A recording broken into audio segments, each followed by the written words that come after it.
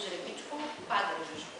Поетесата споделя: родното си село обичам не само поради неповторимата му красота, но и заради будния и свободолюбив дух на дедите ми, съхранен и до днес. От 1969 година семейството живее в Добруджа. Основно и средно образование Дафинка Станева завършва в окръжния град. Годините на обучение в Политехническата гимназия Климент Охридски изиграват благоприятна роля за развитието на таланта й. Диплом за висше образование получава в днешния Шуменски университет Константин Преславски, тогава Висш педагогически институт.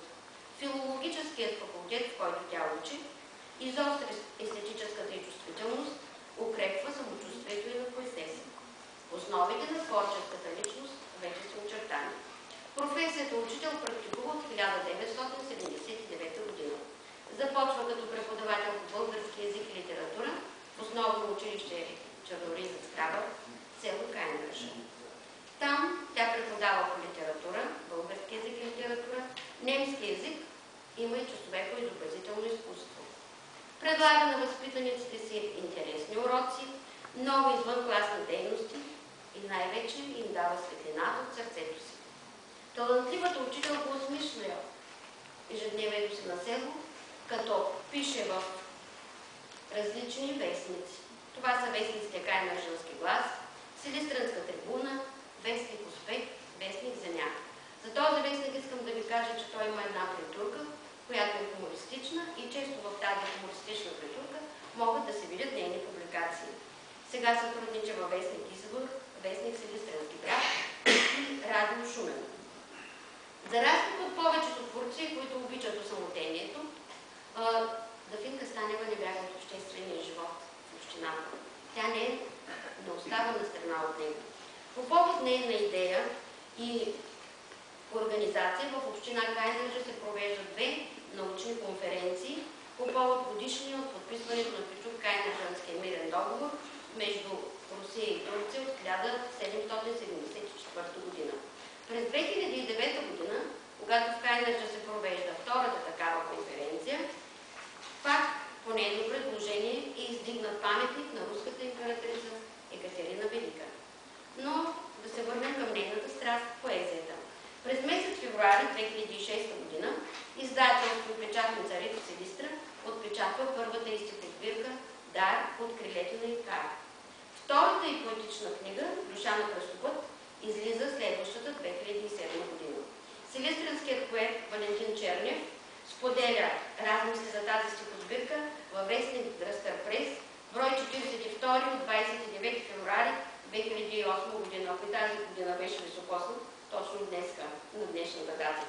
И било това под наслов «Сред баладичните пространства на душата».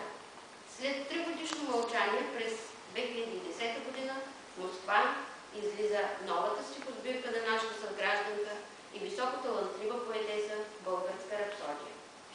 Българска рапсодия е събитие в културния живот на два близки народа. Авторката е приета за член на Съюза на писателите в Русия.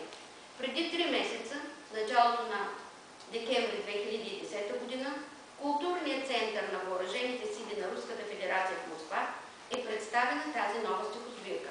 Книжното тяло, което всички предполагам са виждали, съдържа 75 стихотворения, разположени огледално, в оригинал и в превод на руски език.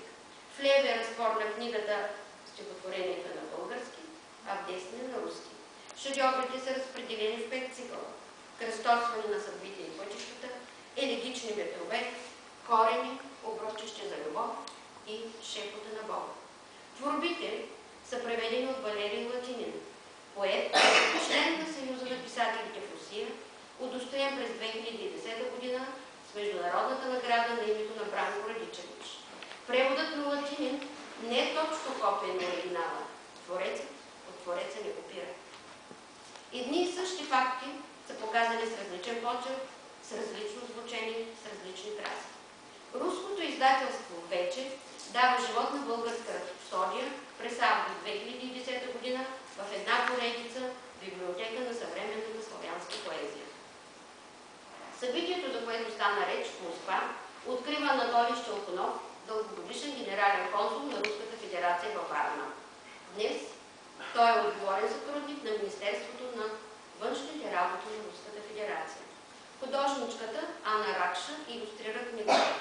Тя избира графиката като средство за илюстриране. Автор на предговор на книгата е известният български поет, детски писател и драматург Панчо Панчев, който е носител на много национални и международни награди. Последният е известен на децата като Дядо Пънч. Той също е гостувал в Кайнържа, пак покана на госпожа Станева. Среща се с деца от общината и тази среща остава вълнуващи спомени в сърцата на всички присъстващи деца.